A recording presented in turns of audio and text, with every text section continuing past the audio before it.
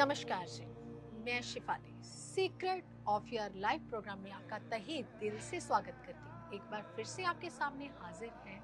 सनातन धर्म में 33 कोटि देवता हैं, यानी कि 33 प्रकार के देवता हैं। किस देवता की कब पूजा करनी है, ये आज हम जानेंगे प्रोफेसर गुरुदेव बड़ा साहब से। तो पहले स्वागत कर लेते हैं प्रोफेसर। ओम नमः शिवाय। नमस्कार। ओम नमः शिवाय। शिवाली जी, ओम नमः शिवाय गुरु जी। प्रोफेसर, हमारे सनातन धर्म में 33 कोटि देवता हैं, यानी कि 33 प्रकार के देवता हैं। अगर हम ट्रिनिटी की बात करें तो वो 3 प्रकार के हैं, ब्रह्मा विष्णु महेश, यानी कि रजस तमस और सतम। प्रोफेसर, कई बार हम एंजाइटी का शिकार हो जाते हैं, डिप्रेशन का शिकार हो जाते हैं, तो हमें कौन से देवता की पूजा करनी चाहिए? कई बार क्या होता है, हमारे ऊपर कोर्ट केस आ जाते हैं, हम जो है मुसीबतों में घिर जाते हैं, या फिर हम कह सकते हैं हमें रोग ऋण शत्रु आके घेर लेते हैं, तो हमें कौन से देवता की पूजा करनी चाहिए? ऐसे हर चीज के लिए हमारे धर्म में अलग अलग देवताओं की पूजा की जाती है। ऐसी प्रॉब्लम, ऐसी समस्या के लिए हमें कौन से देवता की पूजा करनी चाहिए? शिफाली जी, आज आपने पूछा कि हमें किस देवी देवता की पूजा करनी चाहिए। कुंडली के मुताबिक बताइए। और जब कोई प्रॉब्लम आती है, मान लीजिए कोई कोर्ट केस है, तो हम किस देवी देवता की पूजा करें। कोई हमें दबा रहा है तो हम किस देवी देवता की पूजा करें। हमारी शादी नहीं होती तो किस देवी देवता की पूजा करें। शिफाली जी के कहने का मतलब ये है कि हम, मान लीजिए आपकी सोने की चैन टूट गई और आप जा कहाँ रहे हो, लोहार वाले के पास, इसको जोड़ दीजिए। क्या वो जोड़ पाएगा?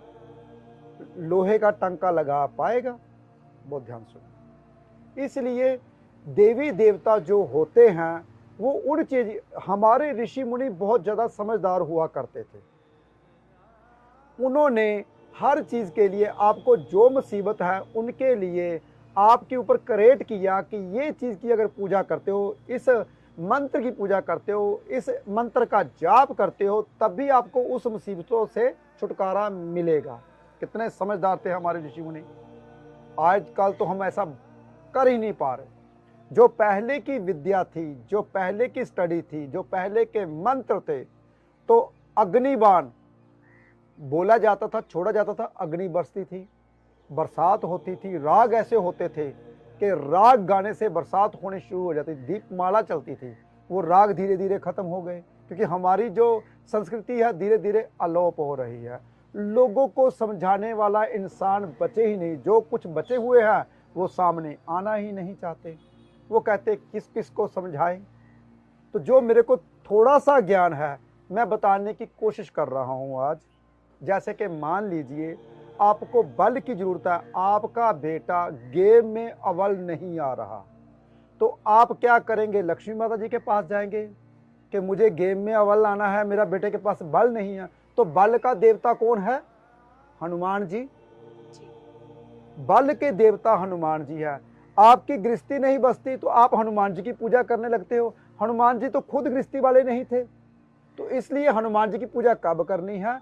जब आपको डर लगता हो, जब आपको बल की जरूरत हो, अंदर से स्ट्रॉन्ग करना बनना चाहते हो, तो हनुमान जी की पूजा कीजिए। ऐसे ही अगर आपकी शादी नहीं होती तो आप विष्णु भगवान की पूजा कीजिए। आपकी शादी नहीं होती तो आपको कौन सा देवता चाहिए? विष्णु भगवान जी। क्योंकि जो आपका घर वाला होता है, आपका पति होता है, वो विष्णु भगवान के रूप में आता है। पहले ये समझिए। अगर जैसे कि शेफाली जी ने बोला कोर्ट केस लग गया, लड़ाई झगड़े हो गए, तो आपको कौन से देवी देवता की पूजा करनी चाहिए? जैसे कि काली माता की, बगलामुखी माता की। ऐसी अगर पूजा करते हो, कोई भी आपके सामने रुकेगा नहीं, वो डरेगा और आपके सामने वो कोर्ट केस नहीं चला पाएगा, क्योंकि जब भी आप जाओगे वो डर के अपना वो केस वापस ले लेगा।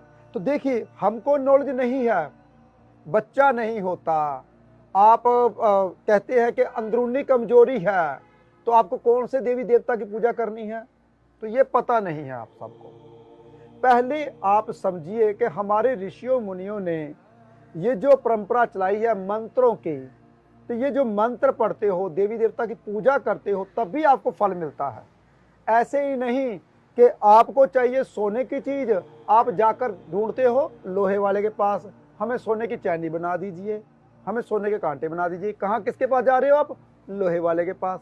वो कहता भी मेरे को हथौड़ा मारना आता है, कृपान बनानी आती है, संगल बनाना आता है, कुछ भी संगली बना लीजिए लोहे की, कोई चीज़ लोहे का गेट बना लीजिए, लोहे का झूला बना लीजिए, मैं तो यही बनाता हूँ, लेकिन सोना मेरे पास नहीं है भाई, मेरा काम लोहे का है। ऐसे ही गलतियां आप करते हो।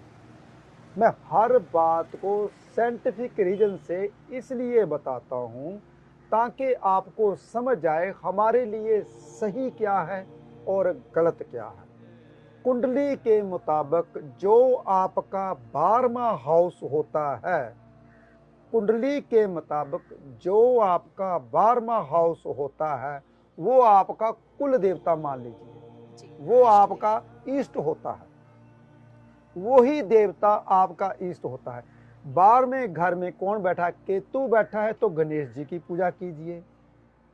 शनिदेव बैठे हैं तो आप काली माता की पूजा कर सकते हो और भोले शंकर की भी कर सकते हो। चंद्र आ गए तो फिर तो भोले शंकर की करनी ही पड़ेगी। मंगल आ गए तो हनुमान जी की पूजा कर सकते हो। सूर्य आते हैं तो सूर्य देव की पूजा कीजिए। गुरु आते हो तो विष्णु भगवान जी की पूजा कीजिए। अगर कोई भी ग्रह नहीं है, जो राशि आती है उस राशि के मुताबिक जो नक्षत्र में बैठा हुआ उसकी पूजा कीजिए। तो ये कुंडली के मुताबिक होता है कि कौन से देवी देवता की पूजा करनी है। लेकिन अगर मुसीबत आ गई आपको, कौन सी मुसीबत, बीमारी से जूझ रहे हो, तो किसकी पूजा करनी है आपने ये पता ही नहीं। मन शांत करना चाहते हो, हर तरफ से परेशानियां हैं, हर तरफ से कोई आपको अच्छा नहीं समझता, तो किसकी पूजा करनी है? गंगा मैया की पूजा करनी है। तो ये पता नहीं है हमने कि कौन सा देवी देवता की पूजा करें। लेकिन जो लोग मेरे पास आते सबको बताता हूँ, आप इस चीज़ का हवन कीजिए, क्योंकि आपको ये प्रॉब्लम है तो ये देवी देवता के पास जाइए आप। यहाँ तो हम बता देते हैं, लेकिन शेफाली जी ने आज कहा कि आप लोगों को भी बताइए, जो आपके एपिसोड देखते हैं वो आपके पास आ नहीं सकते। तकरीबन पिछले 10 साल से लोग मेरा एपिसोड देख रहे हैं, तो मेरे पास आ तो रहे नहीं। क्यों नहीं आ रहे? क्योंकि बेचारों की पैसों की कम हो सकती है प्रॉब्लम, कई दूर हो सकते हैं जो मेरे पास नहीं आ पाते। इसलिए मैं चाहता हूँ कि जो भी हमारे एपिसोड रह गए, हमने किसी के ऊपर एपिसोड नहीं किया, तो घर बैठे ही आपको उन बातों का ज्ञान दें। जैसे कि जब कभी प्रॉब्लम आती है, आपके यहाँ प्रॉब्लम क्या हो रही है, पहले मुझे ये बताओ। मान लीजिए आपका मकान नहीं बन रहा, आपको मकान की ओर से परेशानी है, तो आप किसकी पूजा करोगे? हम कहते हैं जी हम पूजा कर रहे हैं जी हनुमान जी की, वो मकान बनाएंगे। अरे भाई, वो बल के देवता है, हिम्मत देंगे, आपको पुश करेंगे, ये बात तो सही है।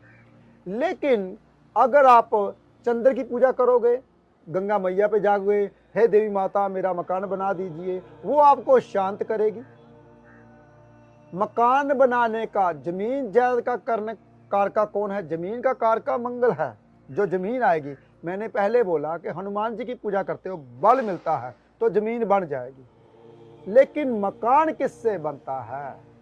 वो भोले शंकर जी के। क्यों? क्योंकि चंद्र और शनि को वही शांत किया था। जब गंगा मैया धरती पे उतरने वाले थे, तो भोले शंकर जी ने अपनी जटाओं का उसका वजन पहले कम किया, उसकी धारा को कम किया, फिर एक लट से धारा छोड़ी।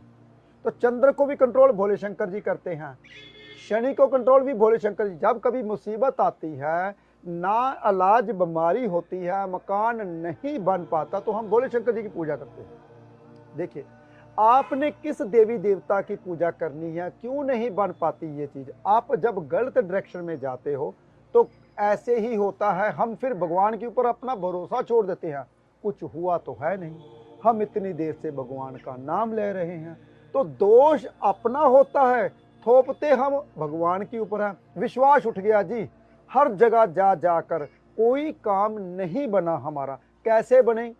क्योंकि आपको रास्ता दिखाने वाला कोई इंसान मिला ही नहीं। जो मिलता है उसके पास पहुंच नहीं पाते, जो बताता है उसको मानते नहीं, तो कैसे रास्ता मिलेगा। इसलिए बहुत ध्यान से सुनिए, जब कभी मुसीबत आती है तो आप उसी देवी देवता का नाम लेते हो जिसकी मुसीबत, जिससे मुसीबत दूर होगी। मुसीबत कई तरह की होती है, बीमारी आई है, कोर्ट केस आया है, पत्नी की ओर से परेशानी आई है, बच्चा नहीं हो पा रहा, शादी नहीं हो पा रही, कौन सी मुसीबत, घर में माता बीमार है, पिता बीमार है, कारोबार ठप हो गया, कौन सी कैसी मुसीबत है, उसी देवी देवता के पास जाइए, उसी का नाम लीजिए, देखिए मुसीबत कैसे क्षण में दूर हो जाएगी। लेकिन हमको जाना है कहाँ, पूरब की ओर, लेकिन हम कहते हैं पश्चिम की ओर जाते हैं, पाकिस्तान आ जाएगा भाई, उसके बाद अफगानिस्तान आ जाएगा, उसके बाद आगे चलते हुए समुंदर से पार फिर अमेरिका कनाडा आएगा, घूम के लंदन के पास फिर आओगे, घूम के फिर आगे यहाँ पे थाईलैंड से होते हुए भारत में फिर घुसोगे, फिर यहाँ पे आएगा, कौन आएगा, दिल्ली आएगा, फिर अंबाला, फिर लुधियाना में वापस आओगे। देखिए आपने जाना है दिल्ली, मान लीजिए पूरब की ओर जाना है, आपने आगरा जाना है तो पश्चिम की ओर जाओगे, पृथ्वी पूरी घूमनी पड़ेगी। ऐसे ही ग्रह आपको घुमाते हैं, जब कहीं आप परेशान होते हो तो वो ग्रह ही रास्ता दिखाते हैं, भाई इसके पास जाइए या ये आराधना, ये पूजा कीजिए। तो कभी नहीं आप करते, कभी नहीं मानते, जाते आप कहीं और हो, मानते किसी और को, और दोष आप देते हो, हमारे ग्रहों का दोष है, हमारा ये काम बन नहीं रहा। तो ऐसे ही होता है। प्रोफेसर साहब, अभी आपने हमें इष्ट देव की परिभाषा समझाई, जैसे कि अगर समस्या एक जैसी नहीं रहती, यानी कि मन एक सा नहीं रहता, शरीर एक सा नहीं रहता, ऐसे ही चॉइसेस एक जैसी नहीं रहती, जैसी ही आपकी समस्या होगी वैसे ही इष्ट देव की परिभाषा होगी। क्योंकि आज का वीडियो जो है वो बहुत ज़्यादा यूज़फुल है आप सभी के लिए, क्योंकि इष्ट देव के बारे में बोला गया है, आपकी मनचाही प्रॉब्लम के बारे में बोला गया है। तो ज़्यादा से ज़्यादा लोगों तक शेयर कीजिए, हमारे चैनल को लाइक करें, सब्सक्राइब करें और वीडियो को शेयर करना बिल्कुल भी ना भूलें। हम जल्दी अगले एपिसोड में मिलेंगे। फिलहाल आज के लिए इतना ही। ओम नमः शिवाय।